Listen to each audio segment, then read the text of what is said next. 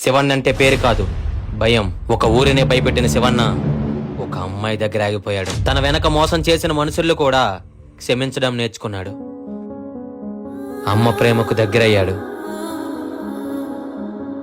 ఏ కత్తి పట్టుకొని తిరిగాడో అదే కత్తికి బలైపోయాడు. శివన్న కథకి కూడా అభిమానులుగా మారిన మనుషులు. విష్ణు చదువు తప్ప వేరే ప్రపంచం తెలీదు. తన జీవితంలో కూడా ఒక అమ్మాయి. వీళ్ళ ప్రేమ బానే కలిసిందనేసరికి వీళ్ళకి ఇంకో సమస్య. అమ్మాయి వాళ్ళ నాన్న విష్ణుని చూసి శివన్న అని ఎందుకు అన్నాడు? అసలు వాళ్ళ నాన్నకి శివన్నకున్న సంబంధం ఏంటి? అసలు విష్ణు శివన్న ఇద్దరు ఒక్కటేనా? ఒక్కటే అయితే శివన్న ఎలా బ్రతికాడు?